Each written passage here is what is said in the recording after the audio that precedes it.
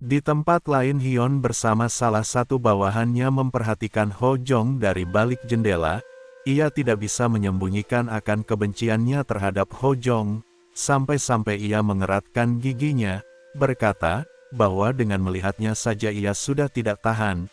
Ia menggepalkan tangan dengan begitu keras untuk melampiaskan amarahnya, kemudian ia menyuruh bawahannya, untuk segera memberitahu klan Tang, bahwa target pembinasaannya sudah mulai pergi. Cerita pindah ke tempat lain, tepatnya di klan Green Mountain Yeon. Terlihat kepala keluarga sedang sibuk di ruangan pribadinya, namun tiba-tiba ada seseorang yang memanggil dirinya, bahwa ada sebuah kejadian penting, di mana terlihat jika orang yang datang adalah administrator umum klan, yang menemuinya secara langsung. Ia mengatakan, jika kabarnya Tuan Muda akan segera kembali, serta selain itu, ia juga menyerahkan surat dari klan Moyong. Kepala keluarga Yeon yang menerima surat itu, ia bertanya-tanya akan surat apa itu, karena keluarga Yeon tidak memiliki hubungan khusus dengan klan Moyong. Namun ketika ia membaca surat itu, ia terkejut dengan isi suratnya, karena di sana tertulis jika klan Moyong ingin menyatukan kekuatan kedua klan. Sementara itu di tempat yang lain, di ruang kepala keluarga klan Moyong, di sana terlihat jika kepala keluarga klan Moyong sedang menulis surat, namun pada saat itu juga, terlihat kehadiran seekor burung pipit yang mendekati dirinya, kemudian burung itu menginjakan kakinya ke kolam tinta, serta setelah itu malah melangkahkan kakinya ke sebuah surat yang sedang dikerjakan oleh kepala keluarga. Hal itu tentu saja membuat kepala keluarga sangat kesal, dan ia pun seketika langsung meremas burung itu dengan cengkraman yang sangat kuat. Kepala keluarga itu bernama Moyong Gun, seorang ahli bela diri yang memiliki julukan sebagai Sword God. Berpindah lagi ke klan Green Mountain Yeon. Di ruangan kepala keluarga klan Yeon, kepala keluarga mendapatkan surat dari klan Moyong. Pada saat kepala keluarga membaca isi surat, isinya itu merupakan tawaran bisnis. Akan hal itu juga, ia berpikir, apakah klan Moyong berusaha juga untuk melakukan perdagangan? Padahal, 300 tahun yang lalu, setelah bencana Blood Religion, klan Moyong pindah dari Provinsi Liaoning ke distrik pusat, Provinsi Hunan. Di mana ia juga mengira, jika klan Moyong tidak akan tertarik dengan perdagangan lewat laut, karena mereka menetap di daratan. Dengan itu juga kepala keluarga berpikir keras akan rencana apa yang akan diperbuat oleh klan Moyong, karena tentu saja semua ajakan itu tidak bisa dibiarkan, dan dengan itu jugalah kepala keluarga meminta tolong kepada administrator umum yang mengirimkan pesan tersebut, untuk membawakan kertas, kuas dan tinta. Pada saat dirinya selesai menuliskan surat balasan untuk klan Moyong, ia mulai menatap langit di siang hari itu, di mana ia merasa cuacanya cukup dingin. Karena itu juga ia terpikirkan akan kedua anaknya yaitu Yeon Jipyong dan Yeon Hojong. Cerita berpindah tempat, terlihat Hojong beserta rombongan berhenti di tengah jalan. Tidak lain karena mereka kelelahan, terlebih lagi Jipyong, ia sampai ngos-ngosan, dan juga keringat di sekujur badannya. Karena udara di siang itu sangatlah panas sekali. Hojong yang melihat adiknya ngos-ngosan menanyakan, apakah Jipyong baik-baik saja? Dengan nafas yang tersengat-sengat Jipyong menjawabnya, dirinya tidak baik-baik saja. Semua ini menjadi tambah sulit gara-gara rasa mualnya. Karena mereka semua sudah berlari dari Hefei. Sementara itu Shin Mo sang pemimpin Blue Operation Squad. Ia benar-benar tegas kepada anggota skuadnya. Terutama ia memarahi mereka yang telah kelelahan. Dan dengan itu jugalah, ia meminta untuk berbaris dengan segera.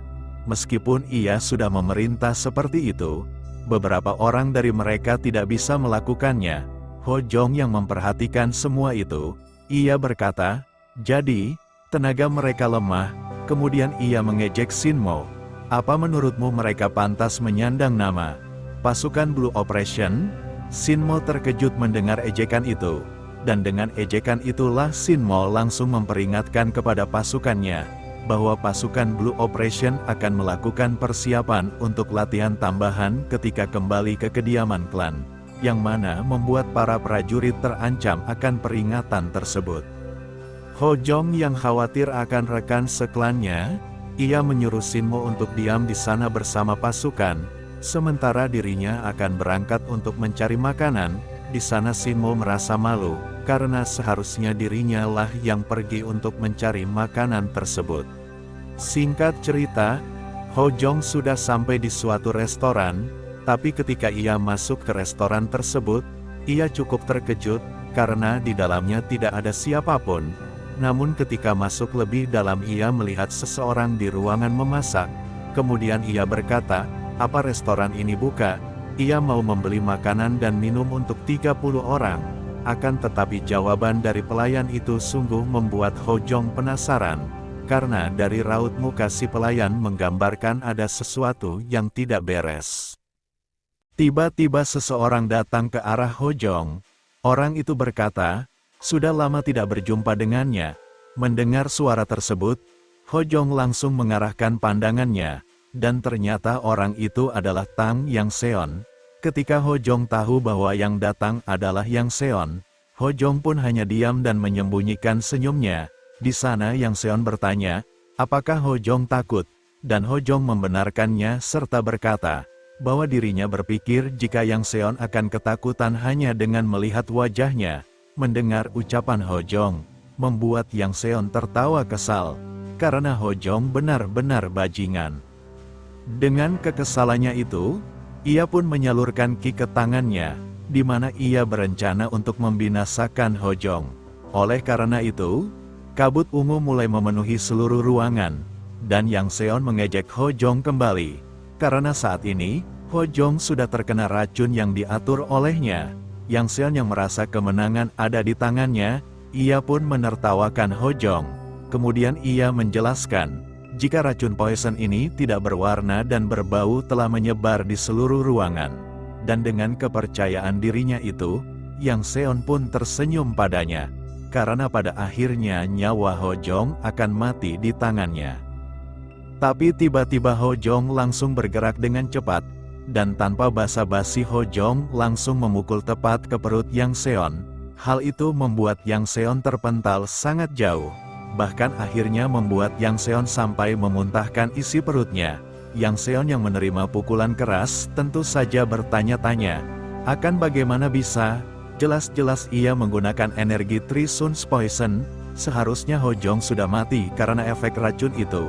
Tapi ketika Yang Seon memikirkan hal itu, Ho Jong langsung mendekati Yang Seon, dan langsung menginjak lengannya, dan hal itu membuat Yang Seon meringis kesakitan. Hom Yong yang memperhatikan hal tersebut, ia berteriak meminta Ho Jong untuk menghentikan perbuatannya. Ia pun bersama pasukannya melompat ke arah Ho Jong seraya mengancam akan membunuhnya jika tidak. Maka, kata-katanya spontanitas terhenti.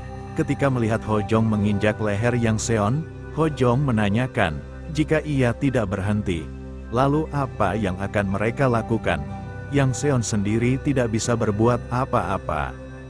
Di sana Hom Yong mengeratkan giginya, namun sebagai bentuk kekesalannya mengatakan, beraninya Ho Jong menyandera tuan mudanya. Di saat berikutnya Ho Jong menunjuk Hom Yong, memintanya mendekat, jika tidak, maka leher tuan mudanya akan patah. Hom Yong tidak memiliki pilihan lain, ia mencoba mendekat menuruti perintah Ho Jong. Setelah saling berhadapan, kekesalan dan kemarahan semakin memuncak pada diri Hom Yong, ia semakin mengeratkan giginya dengan kuat, lalu menyerang Ho Jong dengan mengayunkan senjata, dan menepisnya. Hom Yong merasa ia seolah telah berhasil melukai Ho Jong. Akan tetapi kenyataannya tidak seperti itu. Ho Jong langsung menamparkan Hom Yong dan mengatakan, apa yang sedang Hom Yong pikirkan? Jangan pernah berpikir melakukan hal tindakan konyol di depannya. Melihat senjata yang dipegang Hom Yong, Ho Jong meminta Hom Yong agar segera menyerahkannya. Hom Yong sedikit menghuleng, melihat senjatanya yang ingin diambil Ho Jong. Ia juga memegang pipi yang merasakan sakit akibat tamparan keras dari Ho Jong. Karena barang itu tak kunjung diberikan, Ho Jong sedikit menghela nafasnya. Kemudian ia menginjak kaki Yang Seon, dan hal itu sekali lagi membuat Yang Seon meringis kesakitan, hingga akhirnya Hom Yong yang tidak tega melihat tuannya mengerang kesakitan, dengan terpaksa memberikan barang itu kepada Ho Jong. Setelah menerima senjata tersebut, Ho Jong mengamatinya dan mengetahui itu adalah cambuk besi. Ho Jong mencobanya dan mengayunkan beberapa kali di ruangan itu. Sementara itu anak buah Hom Yong segera membawa pergi tuannya dari sana, dan beberapa yang lain akan mencoba menghentikan Ho Jong. Hom Yong yang melihat itu, tidak bisa membiarkannya. Ia berteriak memperingatkan anak buahnya, bahwa Ho Jong bukanlah lawan sebanding bagi mereka. Namun peringatan itu diabaikan oleh anak buahnya. Nyali anak buahnya ternyata cukup tinggi. Mereka melesat menyerang Ho Jong. Namun sesuai dengan perkataan Hom Yong, mereka semua bukanlah lawan Ho Jong. Sekarang mereka dibantai habis-habisan oleh Ho Jong, hingga tidak ada yang tersisa. Hom Yong yang menyaksikan kejadian itu hanya terdiam 1000 bahasa. Matanya terbelalang ketakutan dan bergumam, apa yang baru saja ia saksikan. Di sisi lain Ho Jong masih mengayunkan cambuk besinya. Namun tiba-tiba cambuk itu mengeluarkan suara ringan, pertanda mengalami masalah. Ho Jong dengan segera menghentikannya dan bergumam, sungguh senjatanya sangat merepotkan, jika saja dirinya memakai senjata Chain of the Tempest Axe, Korocho seperti mereka bisa ditangani dengan sangat mudah. Ia merasa jika dirinya harus segera mencari rantai baru untuk penggantinya. Ia pun melemparkan senjata itu ke hadapan Hom Yong. Hal itu membuat Hom Yong sedikit kesal dan marah karena barang miliknya dilempar begitu saja seolah tidak berguna sama sekali. Hom Yong mengeratkan giginya dan bergumam, Ho Jong memanglah bajingan. Karena beraninya Ho Jong meremehkan Hom Yong, seketika Hom Yong bergerak dengan cepat menyerang Ho Jong dari belakang. Akan tetapi sebelum serangan itu sampai, Ho Jong menarik kerah baju Yang Seon, dan melemparkan Yang Seon ke arah belakang untuk memblokir serangan Hom Yong, dan mengakibatkan serangan dari Hom Yong tepat mengenai Yang Seon, sehingga Yang Seon yang menerima serangan Hom Yong lagi-lagi mengerang kesakitan. Hom Yong masih tertegun, ia terbata-bata memanggil tuannya, ia tidak berharap hal itu akan terjadi, dan dengan segera menghampiri Yang Seon, Hom Yong dengan ekspresi yang khawatir menanyakan, apakah Yang Seon baik-baik saja? Sebelum tak sadarkan diri Yang Seon sempat berkata beberapa kalimat, hingga akhirnya ia tidak bisa melanjutkannya. Serangan Hom Yong cukup berarti bagi tubuh Yang Seon, sehingga bisa membuatnya pingsan. Di sisi lain Ho Jong mulai mengejek, apa yang akan dilakukan kepala keluarga Tang jika mengetahui tentang ini. Hom Yong yang seharusnya melindungi Yang Seon, tapi ia malah melukainya. Hom Yong ketakutan membayangkan kepala keluarga. Saat itu juga Ho Jong memanggilnya. Hom Yong langsung gentar mendengar panggilan itu, dan dipenuhi ketakutan yang luar biasa. Ho Jong dengan senyuman manis menatapnya. Ia meneruskan kata-katanya, dengan menanyakan, apakah Hom Yong masih ingin hidup?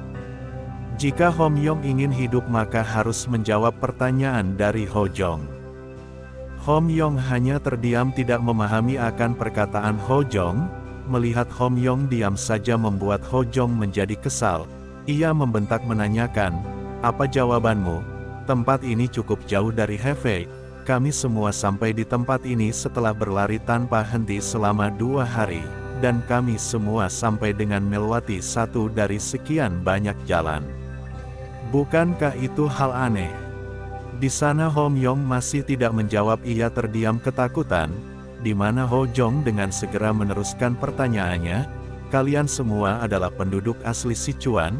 Akan bagaimana mereka tahu kalau Ho Jong dan pasukannya akan melewati jalan ini dan berhenti di sini? Hom menjadi sangat ketakutan, ia terbata-bata mengatakan, itu semua. Sebelum Hom Yong menyelesaikan omongannya, Ho Jong tersenyum jahat kepadanya, dan langsung memegang dagu dari Hom Yong, mengatakan, mari kita membuat ini jadi tidak rumit. Siapa yang memberitahu kalian, kalau kami mengarah ke arah ini?